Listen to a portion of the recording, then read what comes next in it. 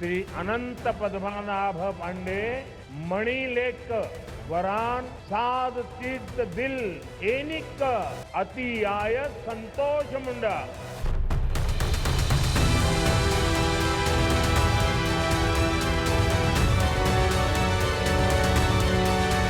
കേരളത്തിലെ എന്റെ അമ്മമാരെ സഹോദരിമാരെ स्त्री शक्ति मुझे आशीर्वाद देने आई है। मैं आपका बहुत बहुत आभारी हूं।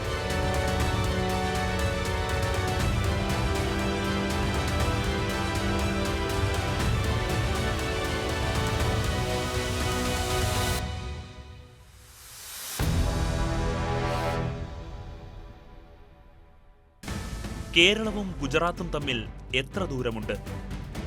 3 പതിറ്റാണ്ടുകൾക്ക് മുൻപ് 2000-ലധികം കിലോമീറ്ററുകൾ കടന്ന് നരേന്ദ്ര ദാമോദർ ദാസ് മോദി എന്ന ഗുജറാത്തുകാരൻ കേരളത്തിലടക്കമെത്തിയ കഥ എത്ര പേർക്ക് അറിയാം? ഇന്ത്യയുടെ ചരിത്രത്തിലെ ചില യാത്രകൾ അങ്ങനെയുള്ളവയാണ്.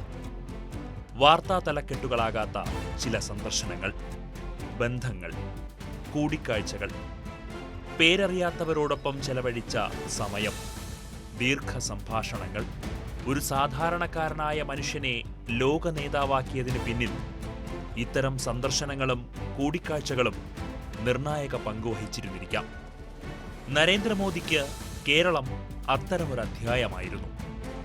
കന്യാകുമാരിയിലേക്കുള്ള പതിവ് യാത്രകളിൽ അദ്ദേഹം സഹ്യന്റെ മടിത്തട്ടിലെത്തി. ഒരു രാഷ്ട്രീയക്കാരനല്ല, തോളിലൊരു ബാഗും ഹൃദയത്തിൽ സമർപ്പണവും മാത്രമുള്ള ഒരു സ്വയം സേവകനായിരുന്നു അന്ന് ദൈവത്തിന്റെ സ്വന്തം നാട്ടിലെത്തിയത്. കേൾക്കാൻ, മനസ്സിലാക്കി മനനം ചെയ്യാൻ. നരേന്ദ്രമോദി ഗുജറാത്തിലെ പ്രചാരകനായിരുന്നു. 1980-കളുടെ ആരംഭത്തിൽ ഞാൻ കേരള പ്രാന്തത്തിൻ്റെ ശാരീരിക് പ്രമുഖായിരുന്നു.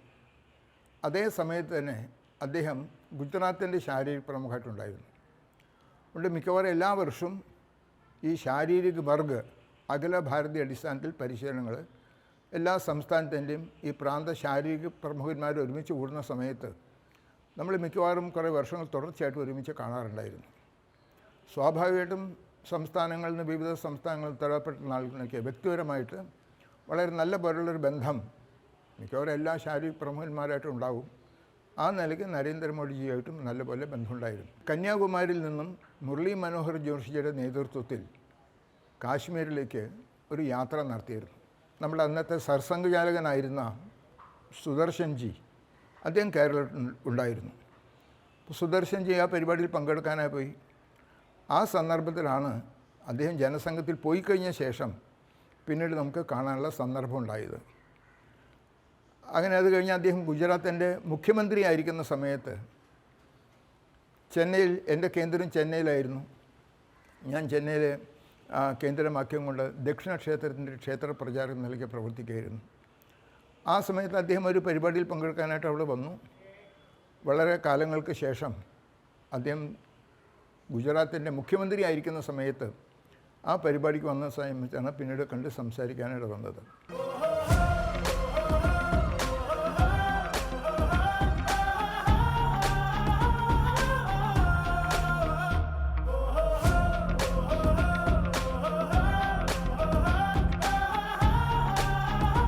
ഗാന്ധിനഗറിൽ 5 ദിവസം നീണ്ടുനിന്ന ഒരു ദേശീയ പഠന ശിബിരമുണ്ടായിരുന്നു. ആ പഠന ശിബിരത്തിൽ കേരളത്തിൽ നിന്ന് ഒ രാജഗോപാൽജി തുടങ്ങിയിട്ടുള്ള നേതാക്കന്മാർ, കുറച്ച് ആളുകൾ അതിൽ പങ്കെടുത്തിരുന്നു. ആ കാലത്താണ് നരേന്ദ്രമോദി ഗുജറാത്തിൻ്റെ BJP സംഘടനാ സെക്രട്ടറി, സംസ്ഥാന സെക്രട്ടറി എന്നുള്ള നിലയിൽ അദ്ദേഹം പ്രവർത്തിച്ചിരുന്നു. അപ്പോൾ അന്നത്തെ ഈ ദേശീയ പഠന ശിബിരത്തിൻ്റെ സംഘാടനം അതിൻ്റെ മുൻനിരയിലുണ്ടായിരുന്നത് നരേന്ദ്രമോദിജിയാണ്. കേരളത്തിൽ വരുന്ന സമയത്ത് ഞങ്ങൾ സ്വീകരിക്കാൻ വേണ്ടി പോകുന്ന സമയത്ത് അദ്ദേഹം ആളുകളെ കാണുന്ന സമയത്ത് നമ്മളെ ശരിക്ക് അത് നമ്മളെ തിരിച്ചറിയുകയും ആ സന്തോഷം, ആ പരിചയം അദ്ദേഹത്തിൻ്റെ നടപടിയിൽ, അദ്ദേഹത്തിൻ്റെ പെരുമാറ്റത്തിൽ എല്ലാം തന്നെ ഞങ്ങൾക്ക് അനുഭവപ്പെടുന്ന ഒരു കാര്യമാണ്. ഇപ്പോഴും അത് ആ ബന്ധം ഊഷ്മളമായ നിലയിൽ തന്നെ ഞങ്ങൾ തുടരുന്നുണ്ട് എന്നുള്ളത്.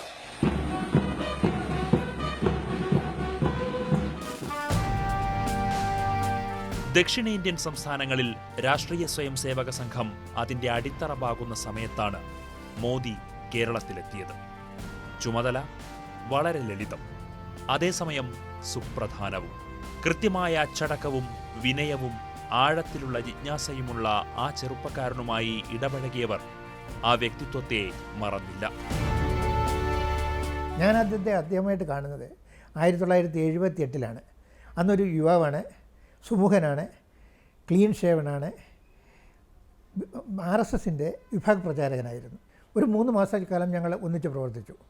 ഈ സമയത്ത് അദ്ദേഹത്തിൻ്റെ സ്വഭാവത്തിൻ്റെ സവിശേഷതകളെ ഞാൻ പ്രത്യേകം ശ്രദ്ധിച്ചു. നമ്മളെ ഒരിക്കൽ പരിചയപ്പെട്ട് കഴിഞ്ഞാൽ ഒരിക്കലും അദ്ദേഹം നമ്മുടെ പേര് പോലും മറക്കാതെ ഒരു ഓർമ്മ വയ്ക്കുന്ന ഒരു വ്യക്തിത്വമാണ് അദ്ദേഹത്തിൻ്റേത്. ആ സമയത്ത് വീട്ടിൽ പലപ്പോഴും വന്നിട്ടുണ്ട്. അദ്ദേഹത്തിന് മസാല ദോശ വലിയ ഇഷ്ടമാണ്. എപ്പോഴും എപ്പോഴാണ് മസാല ദോശ കഴിക്കാൻ വരേണ്ടതെന്ന് പറയും.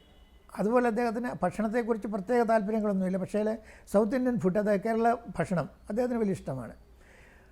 പിന്നെ ഒരു പ്രത്യേകത, കുടുംബങ്ങളുമായിട്ട് ബന്ധം വയ്ക്കുന്ന ഒരു സ്വഭാവം അദ്ദേഹത്തിനുണ്ട്. ആരെയാണെങ്കിലും ഒരിക്കൽ കണ്ടാൽ എന്നെ എപ്പോൾ കണ്ടു കഴിഞ്ഞാലും എന്നോട് ചോദിക്കും, മംഗളെ കൈസായ, മംഗളെ എങ്ങനെയുണ്ട്. മംഗളെന്ന് പറഞ്ഞാൽ എൻ്റെ വൈഫിൻ്റെ പേരാണ്. ഒരിക്കൽ കണ്ടു കഴിഞ്ഞാൽ ആ പേര് മറക്കില്ല. അപ്പോൾ എപ്പോൾ കണ്ടാലും ചോദിക്കും, മംഗളെ എങ്ങനെയുണ്ട്, മസാല ദോശ എന്നാ കഴിക്കാൻ വരേണ്ടത്. ഇങ്ങനെ തമാശ പറയുന്ന ഒരു പ്രകൃതമാണ്. കത്തിപ്പടരും മിന്നൽ നീയല്ലേ, ഇന്നീ മണ്ണിൽ അധിപൻ നീയല്ലേ. കത്തിപ്പടരും മിന്നൽ നീയല്ലേ, ഇന്നീ മണ്ണിൽ അധിപൻ നീയല്ലേ. എന്നും കാവലായി നീ കൂടെ നിന്നു, നീ വീരത്തോഴനായി. നമോ നമോ നമോ നമോ നമോ നമോ നമോ നമോ നമോ നമോ നമോ നമോ.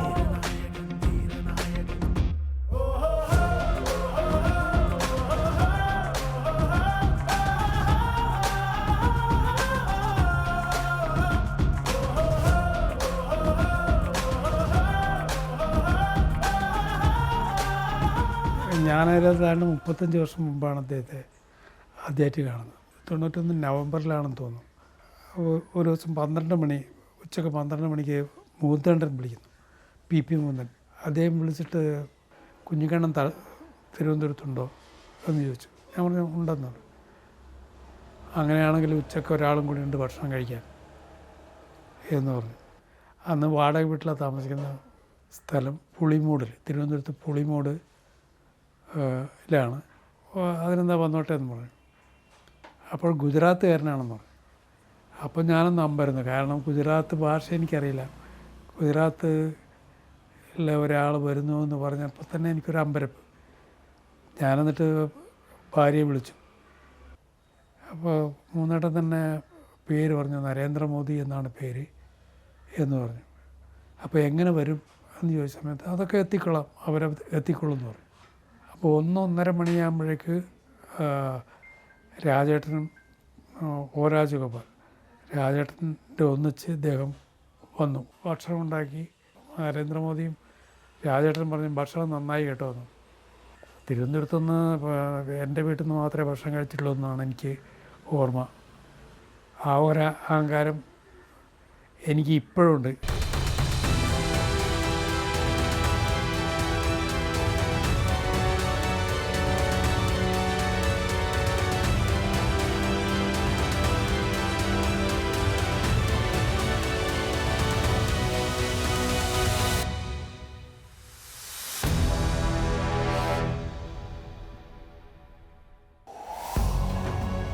കേരളത്തിന്റെ സാംസ്കാരിക പൈതൃകം മാത്രമല്ല നരേന്ദ്രമോദിയെ സ്വാധീനിച്ചത്.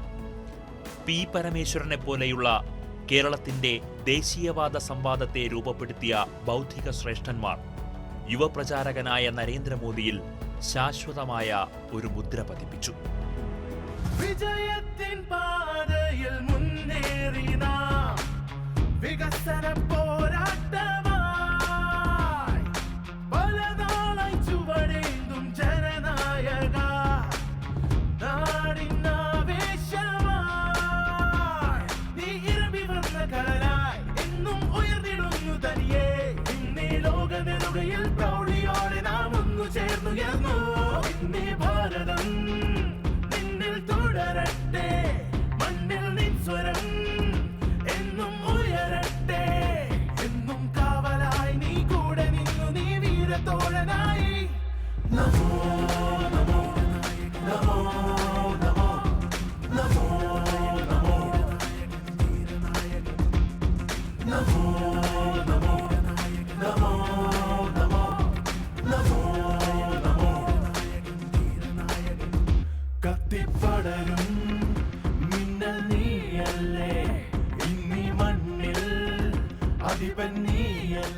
നരേന്ദ്രമോദിയുടെ കേരള സന്ദർശനങ്ങൾ രാഷ്ട്രീയത്തിനും അതീതമായ ബന്ധങ്ങൾക്കും കൂടി ഊടും പാവും പകർന്നിരുന്നു. भारत की इस आध्यात्मिक और वैज्ञानिक विकास यात्रा में केरला ने हमेशा अहम योगदान निभाया है और जरूरत पड़ने पर नेतृत्व भी किया है. वर्कला को तो सदियों से दक्षिण की काशी कहा जाता है. काशी चाहे उत्तर में हो या दक्षिण में, वाराणसी में शिव की नगरी हो या वर्कला में शिवगिरी,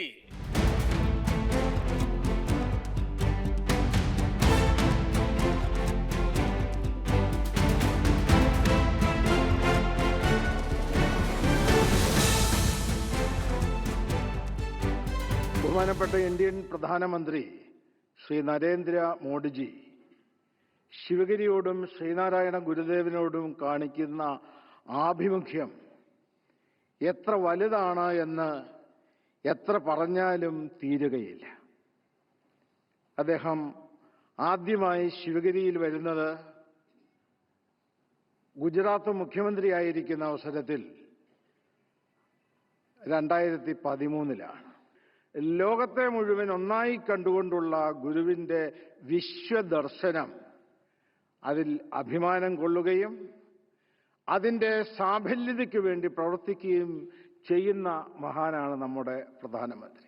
സഹോദരങ്ങളെ, ഞാൻ ഉറക്കെ പറയട്ടെ, ഇങ്ങനെയൊരു പ്രധാനമന്ത്രി നമ്മുടെ ഭാരതത്തിൽ ഉണ്ടായിട്ടില്ല.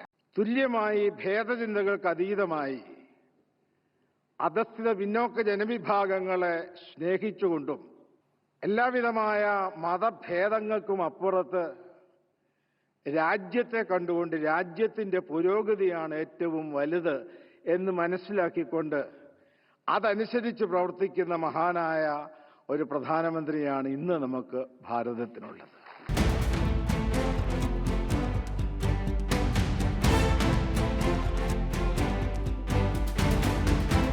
അദ്ദേഹത്തിൻ്റെ ബഹുമുഖ പ്രവർത്തനങ്ങൾ സംസ്ഥാനത്തിനും രാഷ്ട്രത്തിനും ഉപകരിച്ചിട്ടുണ്ട് എന്ന് ദീർഘകാലം ഗുജറാത്തിൻ്റെ മലങ്കര സുറിയാനി സഭയുടെ ഭദ്രാസന മെത്രാപ്പോലീത്ത എന്ന രീതിയിൽ പ്രവർത്തിച്ച ബലഹീനനായ എനിക്കും, അതുപോലെ തന്നെ ഇവിടുത്തെ വിദ്യാഭ്യാസ രംഗങ്ങളിൽ ഏറെ ശക്തമായി പ്രവർത്തിച്ച കാലം ചെയ്ത തോമസ് മാർ അത്താനാസിയസ് തിരുമേനിക്കും നേർസാക്ഷ്യമുള്ളതാണ്.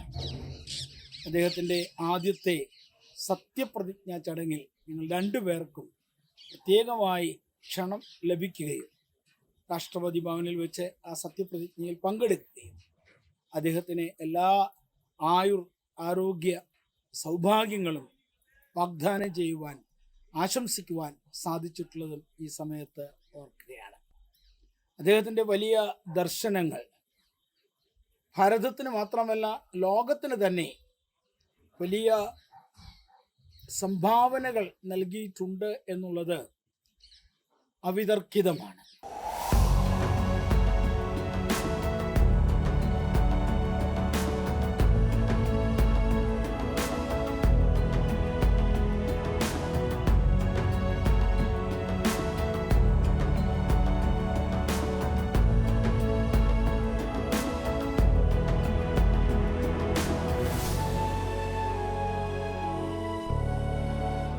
പ്രധാനമന്ത്രിയായ ശേഷമുള്ള ക്ഷേത്ര ദർശനങ്ങൾ മുതൽ ISROയിലെ ശാസ്ത്രജ്ഞരെ അഭിനന്ദിക്കുക വരെ ഓരോ യാത്രകളും ഓരോ പാദമുദ്രകളായി. ആദ്യകാല സന്ദർശനങ്ങൾക്ക് പതിറ്റാണ്ടുകൾക്കു ശേഷം നരേന്ദ്രമോദി കേരളത്തിലേക്ക് മടങ്ങി. ഇത്തവണ പ്രധാനമന്ത്രിയായി. മുൻ സന്ദർശനങ്ങളിലൂടെ താൻ മനസ്സിലാക്കിയ കേരളത്തിന്റെ വികസന പദ്ധതികൾ മനസ്സിൽ കണ്ടുകൊണ്ട് മോദിയുടെ 11 വർഷക്കാലം ഇന്ത്യയുടെ സുവർണകാലമാണ്. അത് ക്ഷേമ വികസന പ്രവർത്തനത്തിലൊക്കെ ഒരു സുവർണകാലം എന്ന് അടയാളപ്പെടുത്തേണ്ടി വരും. മോഡേൺ വെൽഫെയർ ഗവൺമെൻറ്റിനെ കുറിച്ചുള്ള ഒരു കാഴ്ചപ്പാടിനെ നമുക്കിങ്ങനെ ചുരുക്കി പറയാം. മനുഷ്യന് ഉണ്ണാനും എടുക്കാനും കിടക്കാനും പഠിക്കാനും പണിയെടുക്കാനുമുള്ള സൗകര്യം ഒരുക്കുക എന്നുള്ളതാണ് എല്ലാ ഭരണാധികാരികളുടെയും ചുമതല. അത് കൃത്യമായി നിർവഹിച്ചു എന്നുള്ളതാണ് മോദിയുടെ ഈ 11 വർഷത്തെ ഒരു പ്രത്യേകത. 84 കോടി ജനങ്ങൾക്ക് സൗജന്യമായി റേഷൻ ഇപ്പോഴും കൊടുക്കുന്നുണ്ട്. 2014 മുതൽ 2024 വരെയുള്ള 10 വർഷത്തിൽ 1.57 ലക്ഷം കോടി രൂപയാണ് നരേന്ദ്രമോദി സർക്കാർ കേരളത്തിന് നൽകിയത്. UPA ഭരണകാലത്തേക്കാൾ 239% അധികം. ഗ്രാന്റുകളിൽ വരുത്തിയത് 509% വർധനവ്. കോവിഡിന് ശേഷം സാമ്പത്തിക സഹായമായി 2715 കോടി രൂപ 50 കൊല്ലത്തേക്ക് പലിശയില്ലാ വായ്പയായി നൽകി. കേരളത്തിന് വലിയ വികസന സാധ്യതകൾ ഒരുക്കുന്ന വിഴിഞ്ഞം അന്താരാഷ്ട്ര തുറമുഖം യാഥാർത്ഥ്യമാക്കി.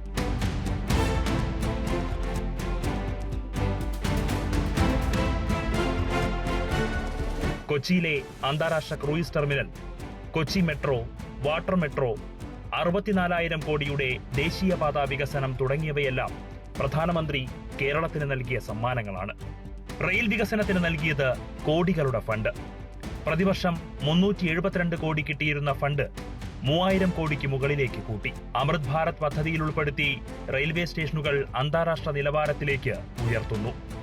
നിരവധി സ്റ്റേഷനുകളിൽ നിർമ്മാണ പ്രവർത്തനങ്ങൾ പുരോഗമിക്കുന്നു. 1515 കോടി രൂപ ചെലവിൽ തിരുവനന്തപുരത്ത് ഡിജിറ്റൽ സയൻസ് പാർക്ക്, കൊച്ചിൻ ഷിപ്പ്യാർഡിൽ പുതിയ ഡ്രൈഡോക്ക് ഉൾപ്പെടെ 4000 കോടിയുടെ പദ്ധതികളും.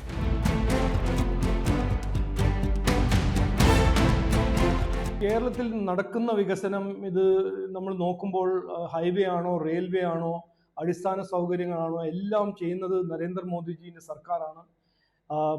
ഇന്ന് ഇൻഷുറൻസ് ആണോ, പിന്നെ തൊഴിലുറപ്പാണോ, എന്ത് പദ്ധതിയാണ് നിങ്ങൾ നോക്കിയാൽ ഇത് കേന്ദ്ര സർക്കാരാണ് ചെയ്യുന്നത്.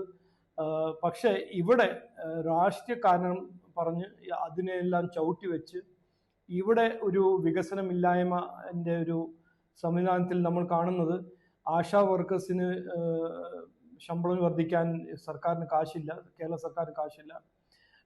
സർക്കാർ ജീവനക്കാർക്ക് ശമ്പളവും പെൻഷൻ കൊടുക്കാൻ കാശില്ല. അപ്പോൾ നടക്കുന്ന വികസനം എല്ലാം കേന്ദ്ര സർക്കാർ കൊടുത്ത കാശും അവിടെ നരേന്ദ്രമോദിജി സൃഷ്ടിച്ച പദ്ധതികളാണ് ഇന്ന് ജനങ്ങൾക്ക് കിട്ടുന്നത്. ഇത് ഇല്ലെങ്കിൽ എന്തായിരിക്കും സ്ഥിതി എന്ന് എനിക്ക് പറയാൻ ഒരു ആഗ്രഹമില്ല. കാരണം നരേന്ദ്രമോദിജി അയച്ച പണവും നരേന്ദ്രമോദിജി സൃഷ്ടിച്ച പദ്ധതികളും നരേന്ദ്രമോദിജി ഫണ്ട് ചെയ്ത അടിസ്ഥാന സൗകര്യങ്ങളാണ് കേരളത്തിൻ്റെ വികസനത്തിൻ്റെ, ഇന്ന് കാണുന്ന വികസനത്തിൻ്റെ സോൾ റീസൺ എന്ന് പറയാൻ ഞാൻ ആഗ്രഹിക്കുന്നു.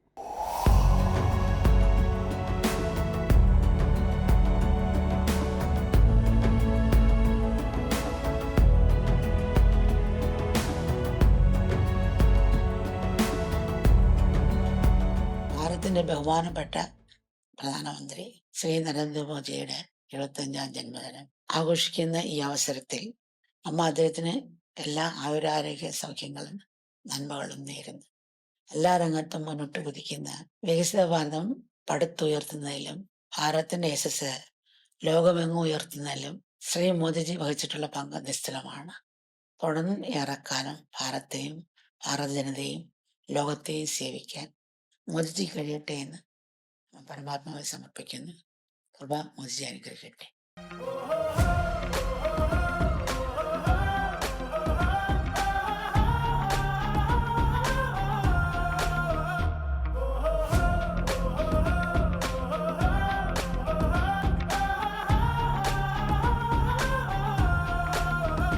കത്തിപ്പടരും മിന്നൽ നീയല്ലേ, ഇന്നീ മണ്ണിൽ അധിപൻ നീയല്ലേ. കത്തിപ്പടരും മിന്നൽ നീയല്ലേ, ഇന്നീ മണ്ണിൽ അധിപൻ നീയല്ലേ. എന്നും കാവലായി നീ കൂടെ നിന്നു, നീ വീരത്തോഴനായി. നമോ നമോ നമോ നമോ നമോ നമോ നമോ നമോ നമോ നമോ നമോ നമോ